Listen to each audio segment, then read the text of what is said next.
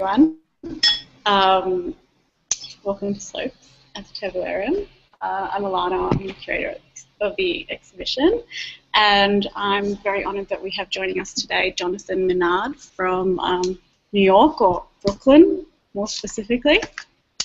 Jonathan Minard's work as a filmmaker examines our collective dreams of the near future, what drives us to explore the unknown, build impossible technologies and invent new realities. His company, Deepspeed Media, develops hybrid documentaries on subjects as diverse and far-reaching as space exploration, robotics, computational art and synthetic biology. His recent projects look at culture through the lens of data, investigating the subject of digital archives and memory. So Jonathan, I'm about to press start on the archive documentary. Did you want to introduce it? Sure. First, I wanted to say thank you so much for including me in the exhibition, and it's a pleasure to be beamed in remotely. I wish I could be there in person to chat with all of you and continue the conversation, although hopefully we can chat a little bit after the film. Just introducing the project. So long before the internet, there was the Library of Alexandria, a repository of all the great works of literature and history in the world at the time, a copy of every scroll. And as the legend goes, it burned down, maybe even more than once. And ever since then, I think humanity has been dreaming of creating a world library, sometimes called the global brain, that would provide access to all the world's knowledge. So setting out to make this film, one of the questions was, is the internet the world library? Is it a place where we can reliably store information and expect it to last for more than 18 months? So the documentary you're about to see is the first in a series of short films that I've been working on, pursuing questions of memory and impermanence in the digital age. And it began with the Internet Archive, which claims to have set the foundations for the Library of Alexandria 2.0. So. Cool. Thanks, Jonathan. I'm now going to share screen.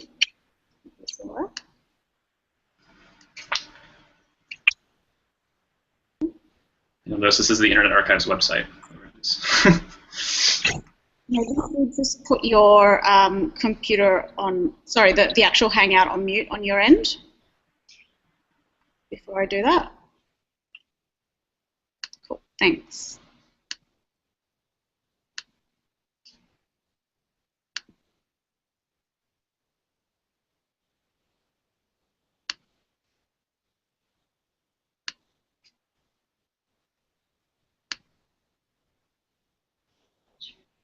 Mm-hmm.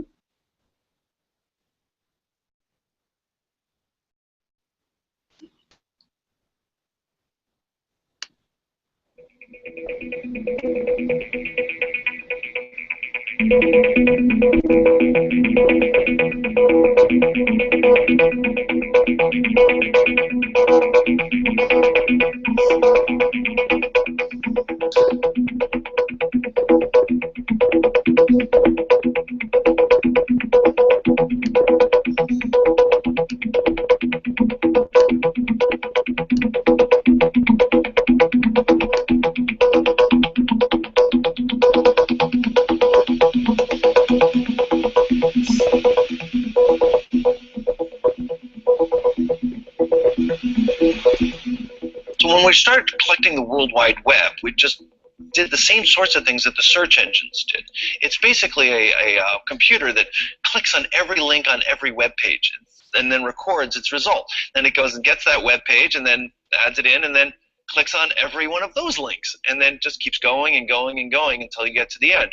Well, it turns out there is no end. The web is, in fact, infinite. So we prioritize it to try to go and make sure we've got some pages from every website every 2 months, and we have since 1996. Then we made it into the Wayback Machine by making it so that if you type in a URL, it shows you all of the past versions, and you can surf the web as it was. We thought it would be kind of a quirky, fun thing for people that have kind of lost their websites or something like that. But it turns out that lots and lots of people use it. It's used by about 500,000 people every day.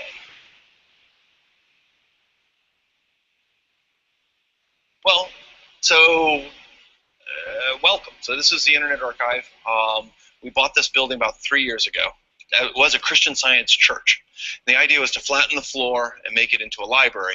But exactly what a library looks like now is a little unclear. So we said, so we're sort of adapting to the building, and the building's adapting to us. So these are servers. This is about 2.5 petabytes of the Internet Archive, and they're actually the primary copy of a lot of our books, music, and video. We're about to hit 10 petabytes. On Thursday, we're having our party to celebrate the 10th petabyte, the likey byte that finishes our 10 petabytes. But these are actually ongoing and up and running. The lights are attached to the hard drives, and they indicate when somebody's uploading or downloading something from the Internet Archive. And the red one means that it actually needs to be replaced. So it's probably running out of the mirror copy that's in another place. There are a couple problems with trying to do data preservation. Most people really focus on hard drives going wrong or something like that. And frankly, that just takes diligence. You have to copy things forward every 3 to 5 years, and if you ever miss a beat, you lose it. So that's a problem. But there's also trying to contextualize it. So can you read the old format? So we've had to go and translate our movies that maybe have come in MPEG-2 or some other formats 5 times, and we've had to go back over all of them and redo them 5 times to go and keep them so that they're in use. So that is an ongoing diligence, but that isn't even really the problem. The problem is in institutional failure. What happens to libraries is they burn. They get burned by governments. That's not a political statement, it's just historically what happens. The Library of Congress is already burned once.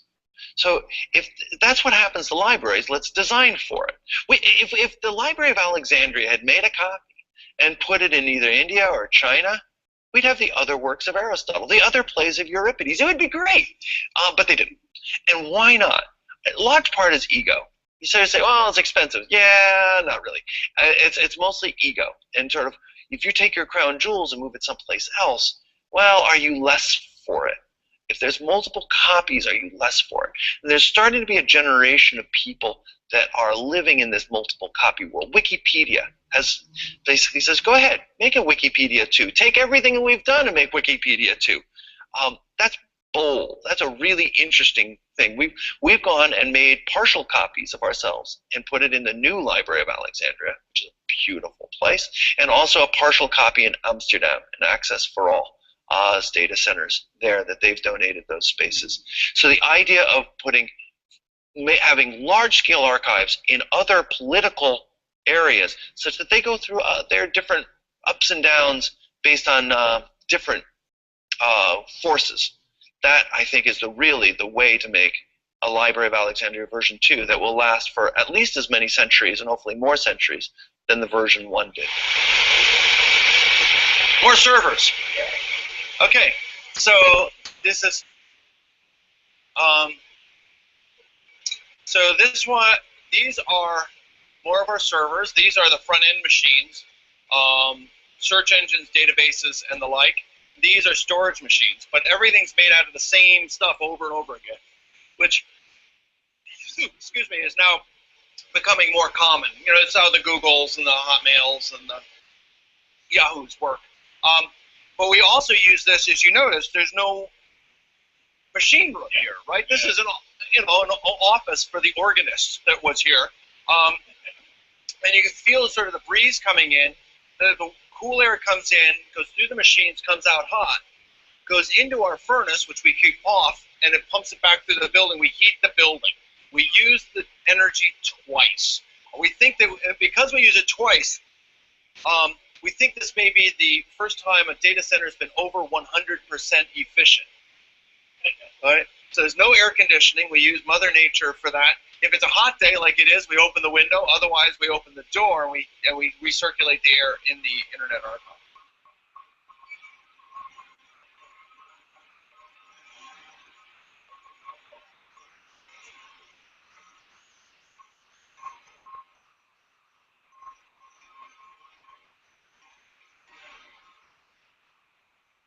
Then we started collecting these books and scanning them, and we didn't want to throw them out. We love books. and it's important to hold on to them. The book that was scanned to become the digital version that the next generation may get is in some sense special.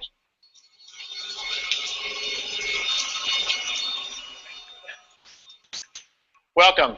My name is Robert Miller. I'm Global Director of Books for the Internet Archive, and I'm standing in our physical archive in Richmond, California, home for up to 3 million books, which will be stored here for 50 to 100 years. We have high-density, long-term, deep storage devices. These units that we have are hooked up with thermocouples to measure temperature and humidity. Each one holds approximately 40,000 books. So what we have here is space for approximately 3 million items. There's estimates that there are 100 million books that have been published in the world. We'd like to get 1 copy of each.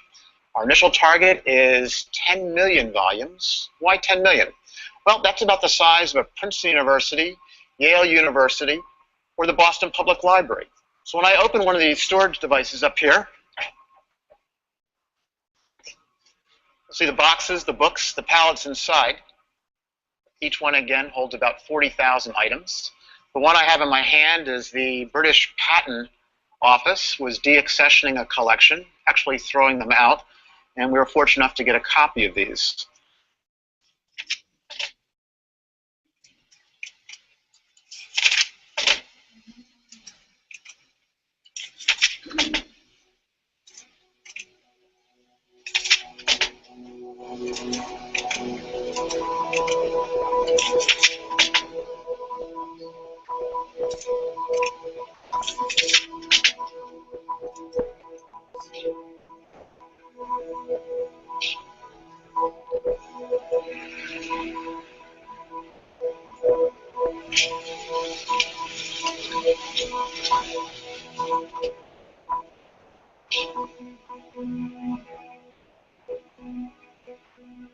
The idea of all the books of all time being able to be available to anybody, no matter where you are in the world, because of the storage, computing, the internet technologies that can make it so that a poor kid in Kenya or a poor kid in Kansas can go and have access to the great works no matter where they are or when they were done.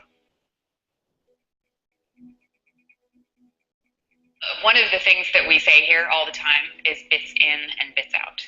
And that is basically just an even shorter way of saying universal access to all knowledge. Well, do you go and put it into a cloud, which really means putting it in corporate hands, somebody else that might turn it off at any moment, like a Yahoo video that's already gone, Google video that's already gone, GeoCities that's already gone, YouTube, oh, isn't that going to last forever? It's like, I don't think so. Flickr, not even. So how do you go and try to give things away in a perpetual way? Access drives preservation. So if you think of, well, why don't we just go and encrypt it and put it in a vault and we'll be able to look at it in 70 years or something like that. I think that kind of a dark archive is the worst possible idea. I think it's keeping things in use active, that it keeps it part of the mind share, keeps people knowing about it, liking it, caring for it. So I think that the best way to preserve things is to make things accessible. It may sound a little unobvious, but especially in this digital age where it's so easy to forget. If you take things away from it for a generation, it's as if it doesn't exist. So everything we do is open source, and all the things that we do, we try to give away. Can you make it work to give everything away? And this is a real experiment, and it's turning out to work. We know how to get all of the information out of every book ever written. We could do it. Given enough money, we absolutely have the ability to do that right now, today. Recording every television program that is broadcast anywhere in the entire world, we know how to do that. We record 100 channels 24 hours a day right now. It's just a matter of scale and money. We can do it right now. And we know how to get the music off of LPs. We know how to get the videos off of DVDs. We know how to do all of these things. It's all possible right now. Thank you very much for coming tonight. Woohoo! The question, I think, is whether we have the will to do it. Do we, as countries, have the will to finance creating a library that actually does give universal access to all knowledge? We can do it right now. It's starting to get big. but it's on the order of total about 10 petabytes of data. So the Library of Congress, all the words in the Library of Congress are about 25 terabytes.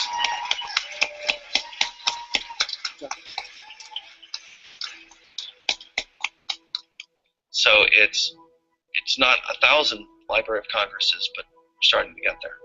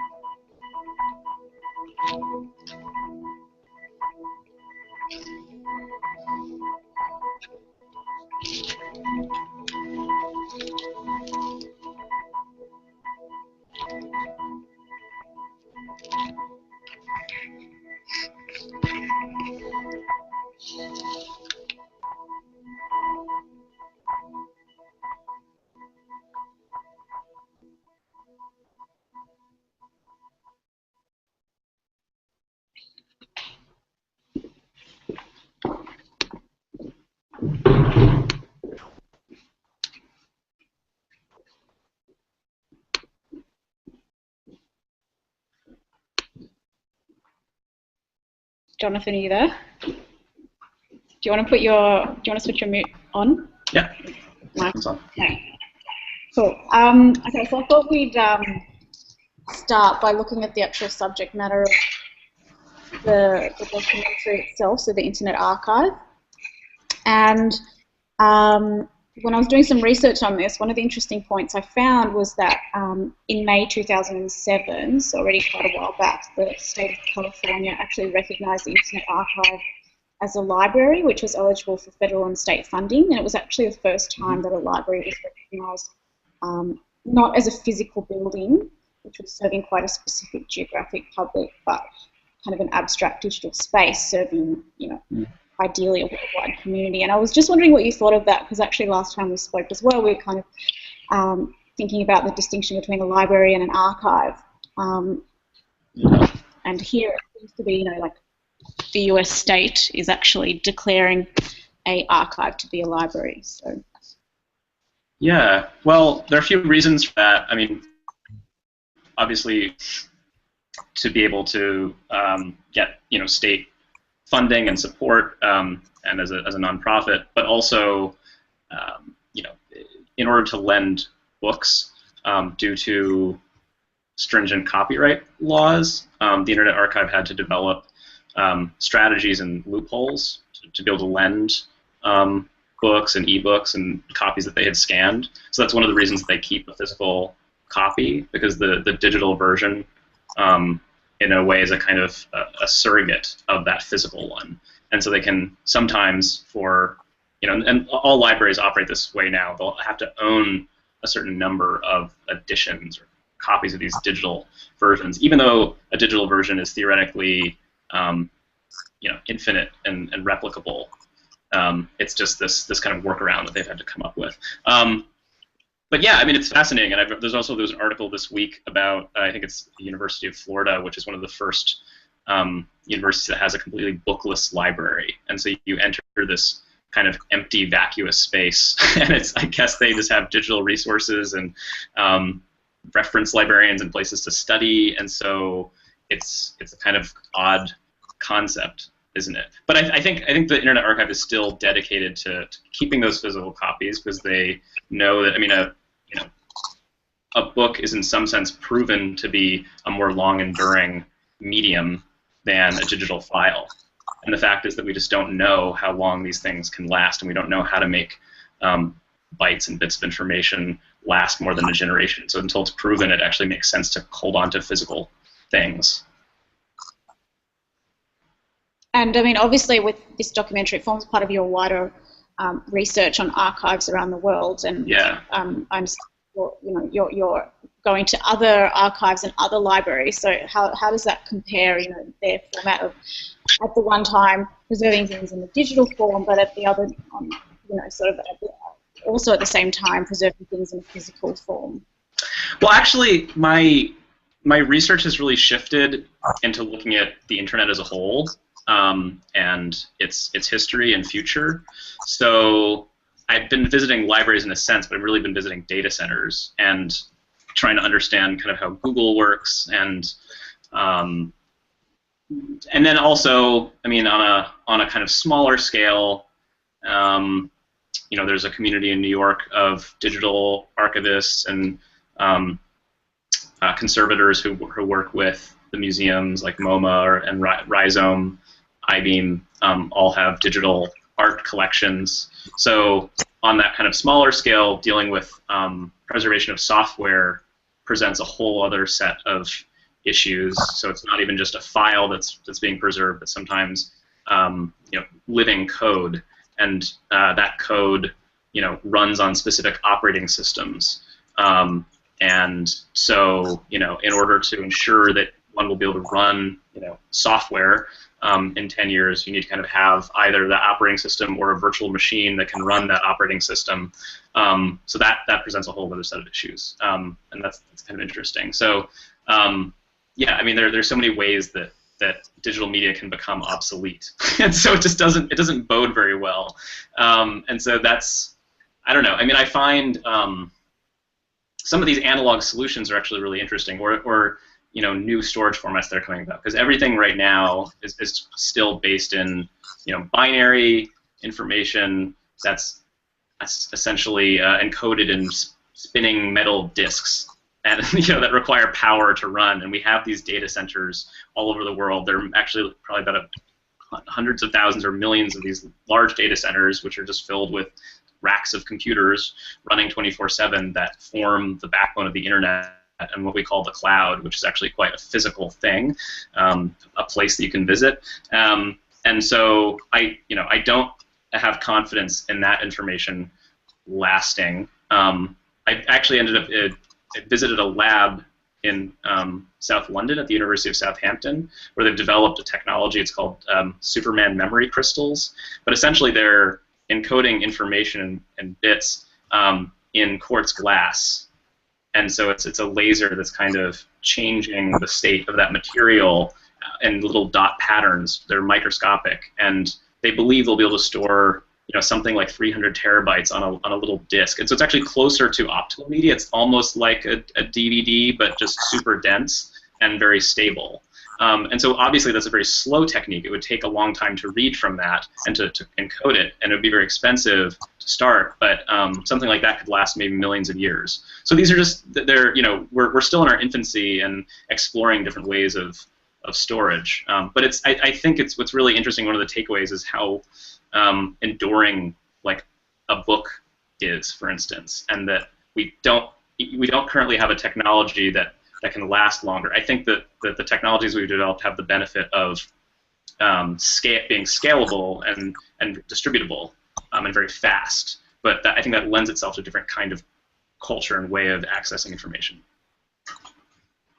And I wanted to ask you about the Wayback Machine specifically, and your thoughts on that, because Brewster talks about this notion of surfing the web as it was, and I'm not sure how many people out there are really conscious of the way that they usually experience the internet, in that they experience the internet in the present rather than the past. And so I think, as you say, it's very much unlike opening a book, which has been left untouched for many years. And I've actually been reading this book. Just pick it up and show everyone here. It's called Post-Digital Print. It's computational publishing since 1894, and it's super interesting because it really looks at how these claims of print becoming extinguished have really been happening for more than 100 years already. Print is still very much around, but there's quite an interesting quote in there that I wanted to read out, which was relevant. And Ludovico says, "The sense of history on the web is rather like the flow of a river, always looking ahead to some promised estuary, rather than remembering when and where its own waters originated, let alone what might have happened before that." And he calls that a kind of a chronological bias. And so I'm thinking about the Wayback Machine, and like, I'm not sure how foolproof that option is either, because obviously they go through a process of selecting the websites that they're going to record, and owners of websites can remove or can request their websites not be recorded as well. Right. So yeah, I was just wondering what you thought about that, and especially speaking to Bruce directly, and if any of those sorts of questions came up. Yeah, well, I mean, they're capturing a broad swath. As he said, they're using these web crawlers, which are a kind of, they're similar to the crawlers that Google uses to index the web, that go and take snapshots, and they're capturing quite a vast quantity of these sites. I think it's about like 500 billion or something. It's the main problem with the Wayback Machine is that it's not searchable, because they don't have access to Google's search engine technologies, and it would be very costly to do so. So they're basically capturing this, but the only way to access it is to know the URL. So it's really weird. Like, it's actually difficult. You can't really surf it. And so that's a challenge. And I think, but we're always just accessing such a narrow band of information. I mean, there's Facebook and Twitter and social media where you're experiencing just a stream of information, and it is really like a river. And then there's like the broader web, but you have to sort of have the right keywords or interests. And then, as we know, search engines are catering to what they think are our interests based on our past, our search history and cookies and things like that. And so we're caught in what's called a filter bubble. So we can't really surf the web in an unbiased way. And so I've heard that there are sites coming out. There's a site called Random, which is sort of designed to, in a way, help you get out of your own filter bubble and give you access to information and things that you might not even know you were interested in, functioning on the way like a librarian would, or in the way that the Dewey Decimal System would, in stumbling upon kind of items or volumes in a library based on their proximity. So I think this is it's still an open question. It's like, how do we bring back that kind of serendipity of the library and of traversing a physical space to access information? And then the other point that you're making, I think, is about sort of the way history proceeds on the internet, and it's really startling to go back and look at content just 5 years ago or 10 years ago and see how dated it looks. Like, it has a sense of age. There's almost this sort of like wabi-sabi quality to, like, it's the resolution and the quality of the graphics, especially in the sort of primitive web of these sort of amateur websites like GeoCities. So the Internet Archive has the full, or at least a part, like about a terabyte of GeoCities that was shut down by Yahoo, and it's really strange to look at it. So I think there is a sense of time passing in history, but because the sort of front page of the internet is constantly changing and our streams are changing, we normally don't think about that. And I also wanted to ask you about these ideas of access and preservation, because I think access is very much like a common, it's overused probably now, but I thought that Brewster almost seemed to equate access to preservation. So I think without really sufficiently explaining it, he explained that through access there is preservation. Yeah, he said drives it. Yeah. And I don't know if you actually do you agree that access is preservation, or do you think there's something more to that? Because I'm not I guess entirely convinced that if you digitize something, if you digitize a book, then you're preserving it, because you're not preserving it in its original form. Right. So it's not like a library or a traditional archive where you would actually get the original documents or the original content in its original form. Right. It's this new form. And it's preserving parts of it, but not as an object itself. Right. Well, I mean, I think the question of preserving and digitizing books is always problematic because they're a physical thing in their original form, and so you're just kind of creating a facsimile or like almost a simulation of the book, like a photocopy. It's kind of crude, and I think, but going forward, there's going to be a point when all the books in the world are scanned and there are digital versions of them and ebooks and that kind of thing. But then most of the content we're going to be creating is born digital, so there isn't as much of a sense of the original. It's just whether it kind of is accessible and works or not. And I think when he's talking about access drives preservation, it's really one that the things have to stay in use because then we're making sure that we're updating them to new formats because the platforms and operating systems and software is constantly changing, even for something basic like a JPEG or a movie file or audio files. Those are all platform specific and very specific codecs. And so those things need to be migrated forward every few years. I think the other, it's even more important, I think, in software culture. And I've done, my other documentary, Clouds, looks at open source communities, coders who are making artwork and through code that in like C++ and Java, and they build libraries that do specific things. And that's like really a living kind of oral tradition. And if a software library or add-on or plugin or something isn't continually used and updated, in a year or two, it'll be completely obsolete. And then in 5 years, if somebody wants to even try to access that, they'll have to do a lot of work to just get it up to date. So software has an even kind of shorter lifespan. So I think that's what it's really about, kind of. And also, I think the idea he's getting at is that by making things accessible, people actually start to copy them and download them to their computers and share them. And so they're like, the Internet Archive is actually a huge proponent of things like BitTorrent, and they're actually starting to use that because BitTorrent makes up about 60% of the data in the web. Just people sharing illegally, mostly, movies and music. And I think as creators, we should think about that. Sometimes we want to hold things and keep them, kind of under protection. And things like DRM might not be very good for preservation because you can't copy it, and things that are copied widely tend to last. Like for instance, if you ever go to when I went to the book scanning facility at the Internet Archive, they would build walls out of copies of Dan Brown's Da Vinci Code because there's like so many copies of this book, so they're just like using it for fodder and like insulation. You can bet that like Dan Brown's Da Vinci Code is going to outlast our civilization basically.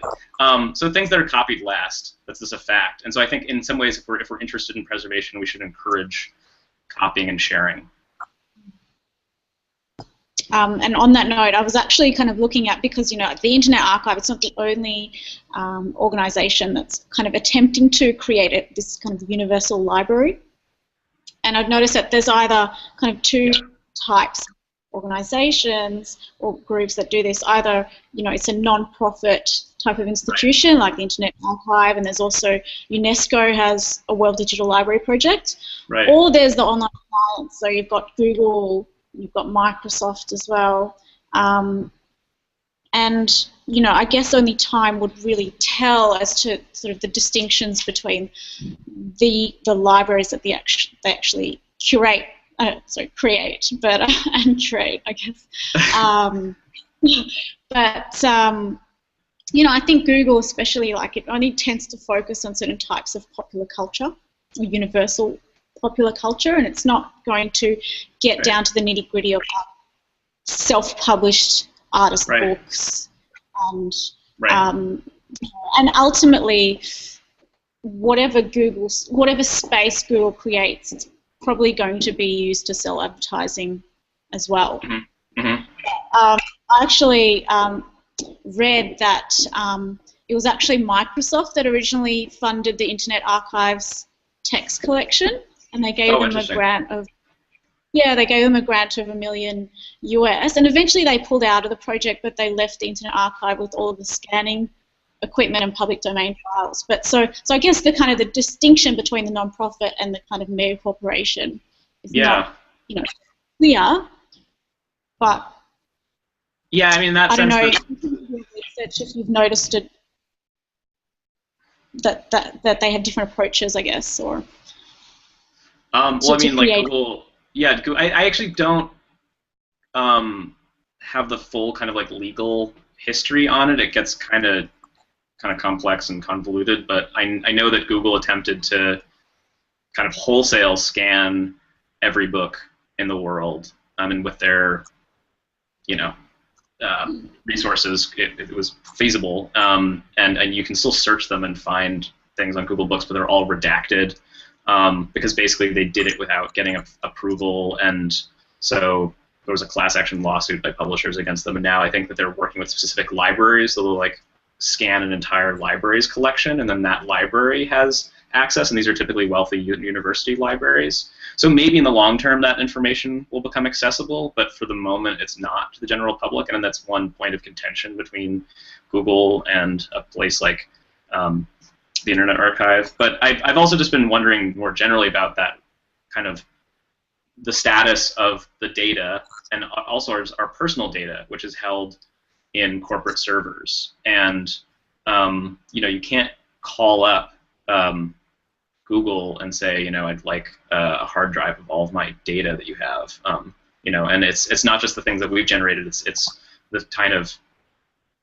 shadow, our digital shadow, which is created just from our activities online, and that they can profit from. So that's kind of the kinds of questions I'm pursuing in my current film, which is actually a kind of hybrid documentary feature, exploring the cloud, and this sort of follow these two characters who are in conversation over the net and kind of develop a relationship. It's a love story, but they start to become aware that all their conversations and basically every word and image that they send through the fiber optic lines between them are being stored in these data centers, and they become really curious about the status of that, and it's sort of asking questions about the digital afterlife and our memories, and our personal relationship to those exist somewhere out there. So that's really interesting, and I mean I think that's more of an unknown in a way, and it's getting more into some kind of metaphysical territory. And I mean, speaking of this kind of the personal narrative in archives, yeah. Given that you're a filmmaker and a documentary filmmaker, sort of have you seen? Do you think your role has kind of changed, or do you want your role to change to sort of kind of record or reflect on more of those personal stories that come out of this kind of content, as opposed to like where you started off with the archive documentary, which is, I guess it's kind of a personal narrative in a way. But yeah, I mean, there's always a perspective, and there's always some personal angle, I guess, in a documentary. But I guess the approach to the Internet Archive piece was a little bit more straightforward and informational, and I'm kind of taking those ideas and reflecting them on them in my own life and through conversations with friends about some of these issues, because I think it does ultimately come down to our stories. I mean, what is information and knowledge but stories that we're telling about, our own time and place and history, our dreams and desires and all those things. And I think we're reaching the point now where we can, in a way, we have enough kind of capacity and space and storage space in the world to like capture huge amounts of data about individuals, right? I mean, the kinds of like granular information that we don't have about past generations, and so I think there's there are ethical questions about that, about sort of like the right to memory and the right to be remembered, and also about how we kind of handle our loved ones' data. When your grandparents pass on, or your parents, what do you do with their hard drives and that kind of thing? and do we have like solutions for that? So, I'm curious to see the audience. How many people are in the room? There's just a few. There's just a few. But I wanted to ask you your experience at iBeam. Yeah. And you can actually kind of explain what iBeam is. Sure. So iBeam is an art and technology center in New York. It was based in Chelsea, which is in Manhattan, for about 10 years, and then recently moved to Brooklyn, so it's kind of in transition. It was formerly an atelier, so they would produce commissioned works by artists, but currently it offers residencies and fellowships, typically about 6 residents and a handful of fellows each year, although the residents have 5-month project periods. And yeah, I mean, it functions for exhibitions, but also it's kind of an R&D lab.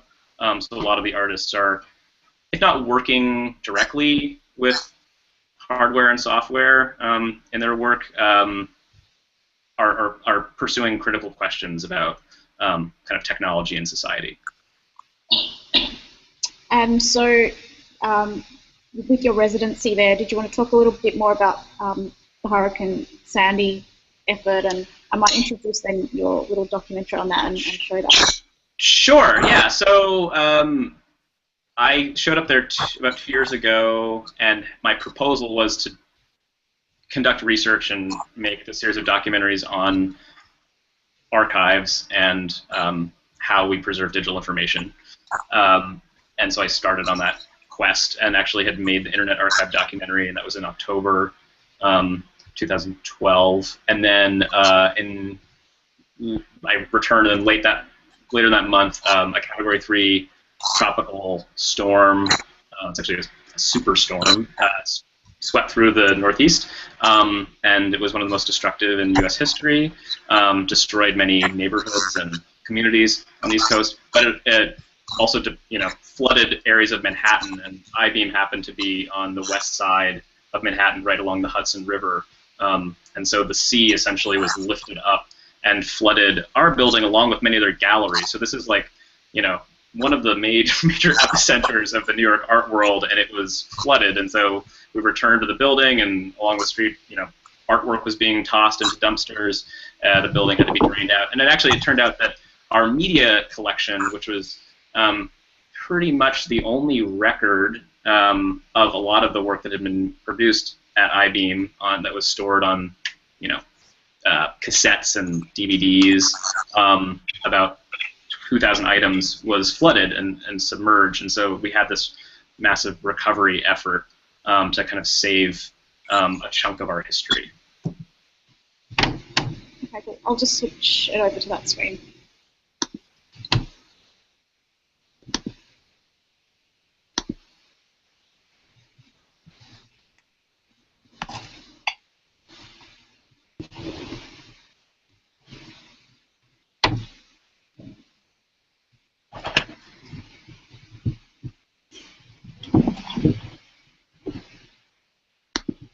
iBeam has been around for just over 15 years.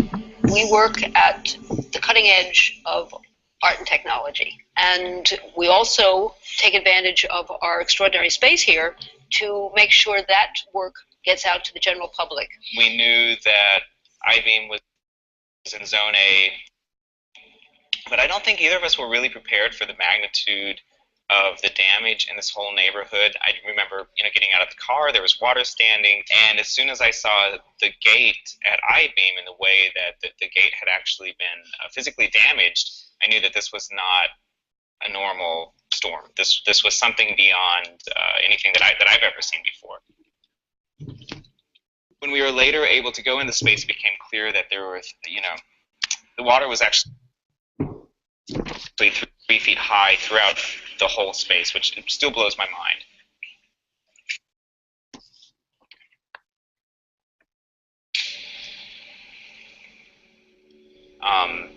Things that had been on one side of the building were now on the other side of the building, and just the sheer force of the water damaged things in ways that I wasn't even familiar with. And right after that, we started cleaning, and one of the key concerns was the archive.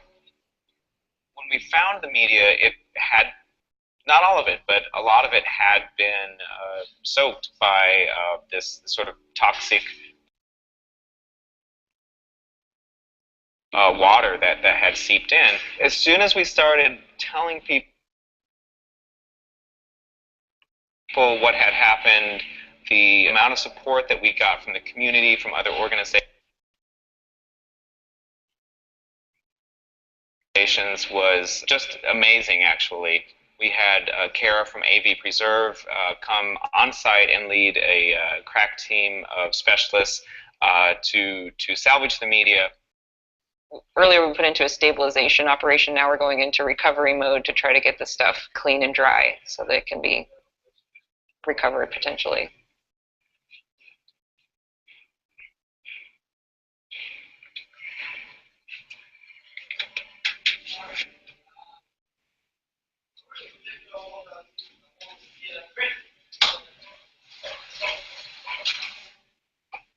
They're exposed to salt water and probably other things. So we want to submerge the tape similarly, but with clean water to remove the contaminants.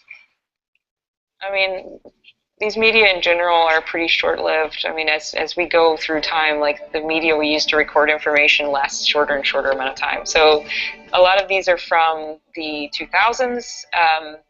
There's some tape formats in here that are extremely obsolete and rare. Those are probably at the highest risk because we can't find a player to play them back. There's other kind of disk drives that, or discs that we don't have drives for. Those are at high risk.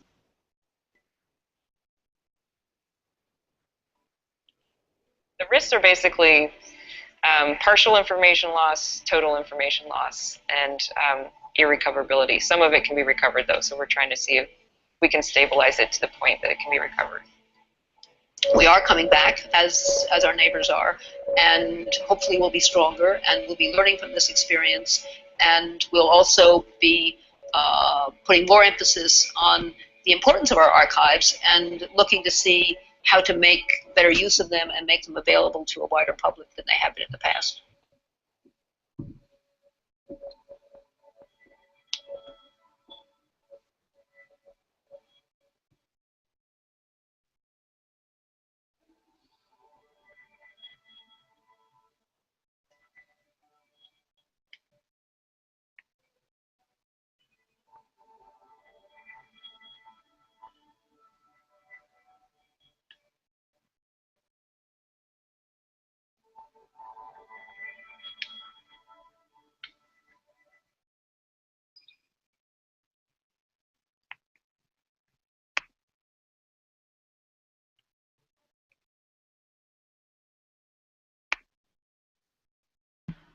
I'm sorry, it's kind of a somber note to end on.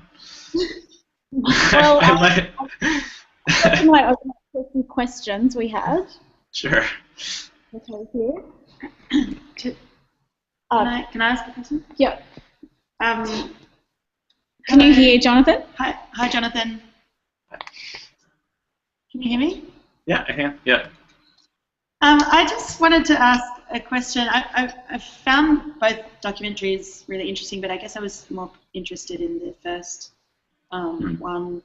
And I got a real sense of a kind of an anxiety for this drive to collect and document and archive.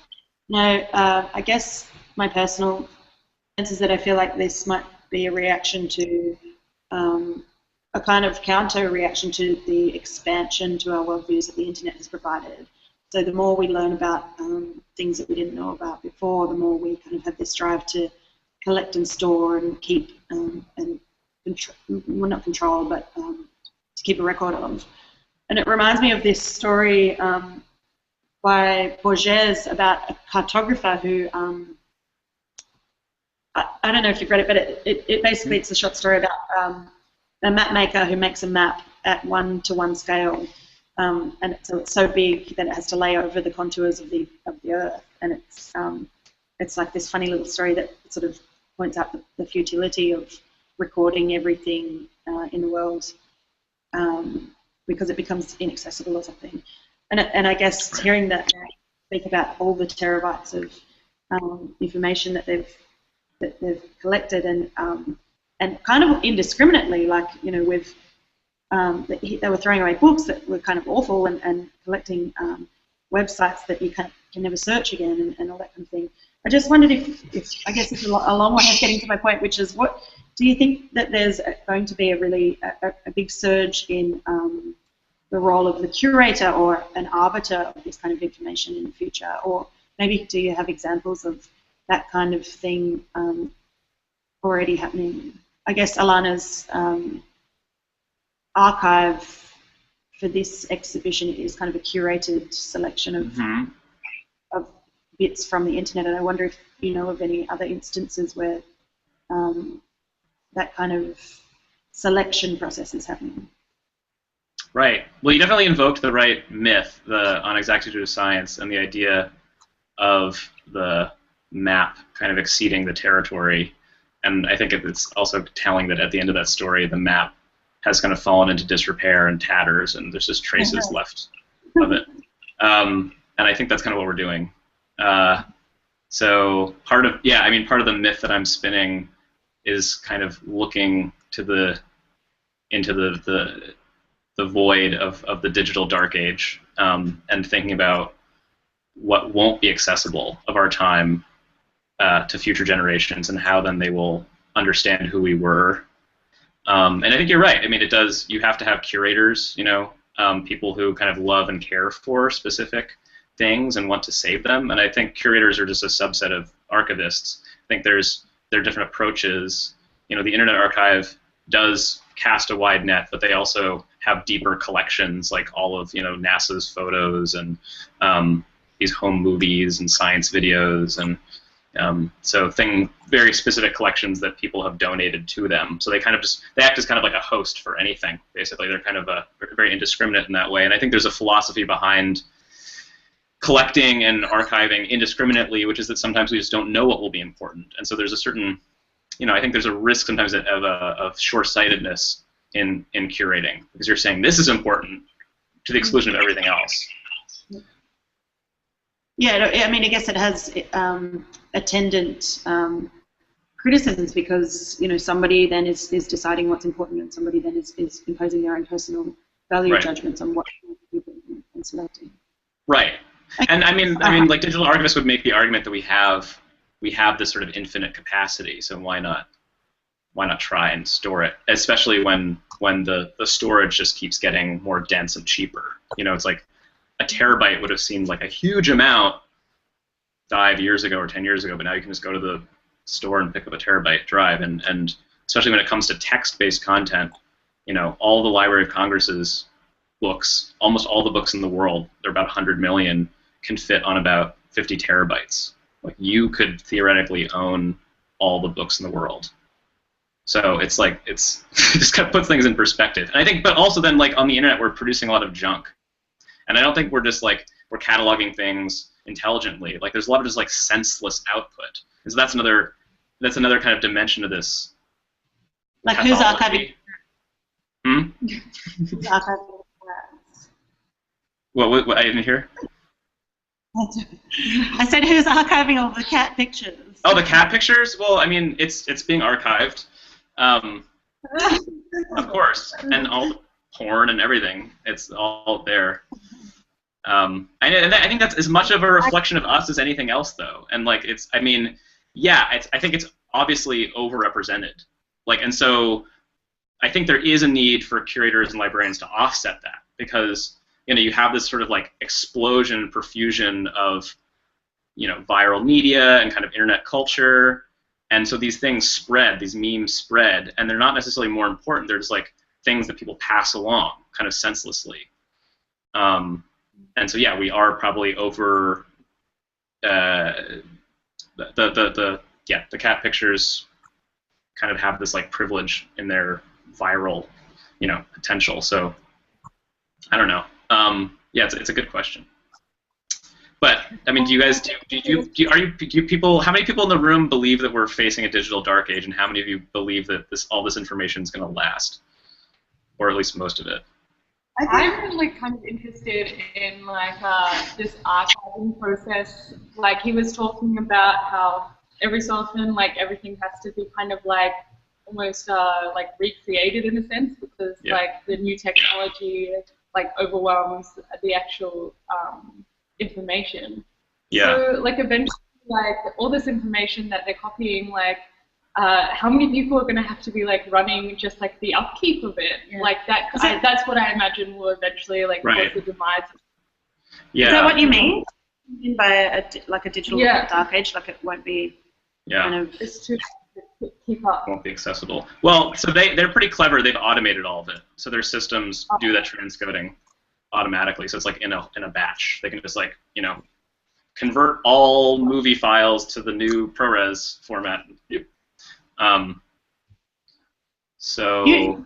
if they don't, if they don't do that, if like the institution fails, or if there's like a lacuna or something, or some kind of economic or political, break in history, then like that could all go away. It's like it still requires people and systems. I think in terms of the digital dark age, it's this idea that the medium we use to play or access certain content that will become inaccessible. Yeah, right. So it's that's the idea of the dark age. So like Middle Ages when all the content was lost. So that's right. And I just wanted to throw into the mix a couple of other not so much curator-led but also artist-led projects to create this kind of more personal archives which take content from online to offline. One was Kenneth Goldsmith. I don't know if you know him, Jonathan. Yeah, I know him. Print the Web project. I don't know much about it, but I think part of he's kind of being almost sarcastic, I think, in this idea that it's impossible to print out the web. But there's that project, and also another one coming out of New York, which is the Library of the Printed Web by Paul Solet, where his is actually kind of a more focused collection than, for example, the Tabularium archive, because he only collects artist books which are sort of made up of images or content from the internet. So it's really just books that copy and paste images from the internet. And the Tabularium archive certainly has some of those, but it sort of looks at the internet, I think, in a broader sense, and the idea of referencing the internet in a broader sense. Yeah. That's really fascinating, that kind of feedback loop and re-physicalizing internet content. It also makes me think of some online journals like Triple Canopy or what's the other ones? Eon Magazine. I don't know. You can probably know others, but they're like the idea of the slow web, sort of these web magazines that are having longer form articles that are published maybe once every few weeks or a month, just to kind of like slow down the fire hose. Well, I think on that note, we're going to wrap it up. So thank you very much. Thanks so much. Again, wish I could be there present. Okay. Bye.